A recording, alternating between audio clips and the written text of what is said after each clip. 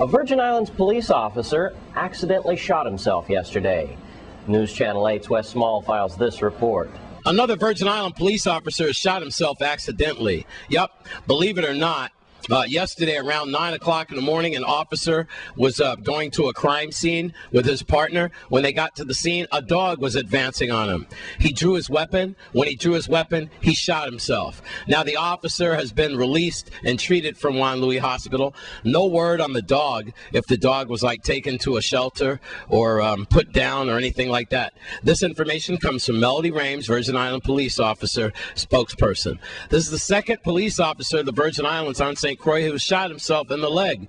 You might remember on Friday in Catherine's Rest, that arson and burglary story, when the officer was chasing those suspects into the bushes, he apparently shot himself on Friday. So that's the second police officer that has suffered from self-inflicted wounds while on the line of duty in 1 week.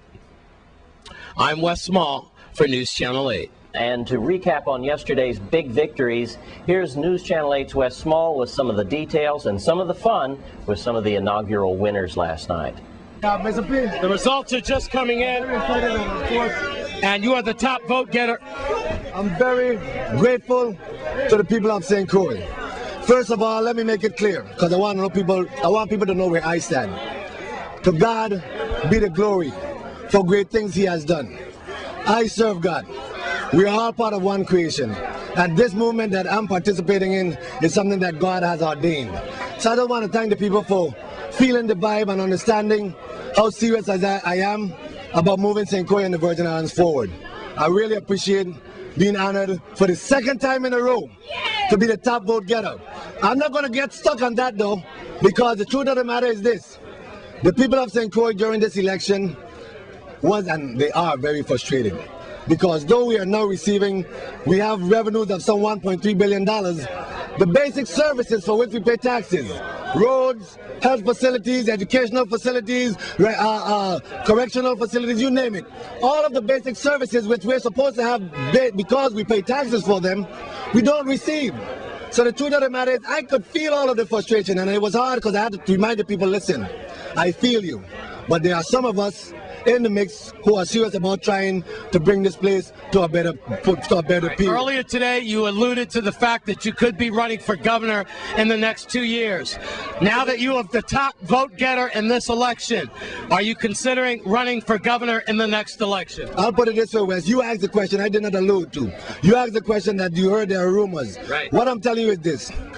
I've gone to much leadership training, and I continue to seek out training because I'm preparing myself, because I see where the bottom line is this: we have to be able to deliver the services for which people pay taxes. And what my response was to you is, whatever it takes, and if it takes being governor of the Virgin Islands, then so be it. Because right now, when my father can look at me and hold up his $750 light bill and say, son, you better do something about this. Because he's on a fixed income, because he's retired. When retirees can come to me and say, what are you going to do now, Sunday? You running for Senate. But yet, look at this bill, I can't pay it. What you going to do about it? Well, if it takes being that, then so be it. But I'm not hung on the title. The bottom line is this: we have to start thinking about the everyday people. If we're going to borrow money, let's borrow money to repair our infrastructure. Last night, a police bent his rim right there on that road outside going to an emergency because on the main road there are so many potholes. We have begun. So I will do whatever it takes. And I'm as far as being number one, I'm honored and humbled that the people have put that confidence in me, and that's where it comes. Right. But I know that there's work to do. I'm not going to act like being number one, ha ha ha, that's it. No, I'm very serious about it, because this election, even if I was serious before, but what this election taught me overall is that the people are truly looking for some type of relief. There are some people in some really despair situation, and I would like to have. That's why I got involved in the first place. And it hurts me and grieves my heart when I have to deal, because I'm a regular people and the people come to me, and it hurts. So this is not about politics, because like you just mentioned, elections are over and I got the number one votes, and I'm humbled, and I appreciate that from the people of St. Croix. Thank you, Pastor. But what I'm saying is that we have to do better, and I'm willing to participate. Alvinzi, I see you have one. It's really important for me. The primary did help, and I'm glad for people that, I can make a difference and I can be part of the machine to help make the difference here. Right. Well, perhaps fourth time is the charm. Thank you, Mr. Thurland. Yes. We'll be covering this for the rest of the night. I'm Mike Doris. Thank you. All right, here we are here with Michael Thurland. Michael, you came in pretty heavy. Yes. You did very well with the primaries. What do you want to say tonight for election night? Congratulations, first of all. Thank you.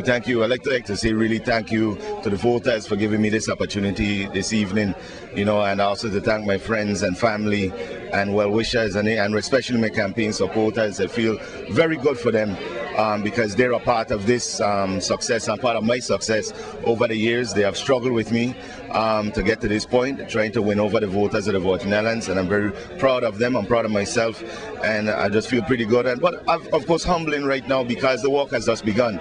We have a large task ahead of us of trying to build some consensus amongst the elected lawmakers to help solve some of our problems right now, and you know, bring the kitchen table issues so that the people can eat.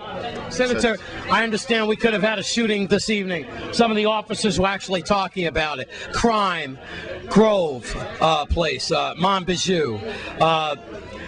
A lot of things are going on. Yeah. You're senator now. Yeah. What are you going to do about the crime situation? Well, I've worked with a lot of young people. I came out of the education system as a social studies teacher. I've taught on the university level, and I've mentored young kids through nonprofit associations. I've also seen that there are some new elected senators-elect that are coming from that nonprofit arena and from that community solving background, and I'm anxious to get with them because we can't just deal with the back end, which is the police. We have to deal with the front Making end. more prisons is not the answer. No, that's not the answer. We have to make sure that our young people know that we have their hope, we love them, and we have their back. So that's basically one of the things I'm looking to definitely work in, building that consensus to deal with our St. Croix community and by extension the entire Virgin Islands towards that end. All right. Congratulations. Thank I you. know you want to thank your staff. I know you guys are tired. Thank you. Congratulations, Michael Thurman. Thank you. Thurland. Okay.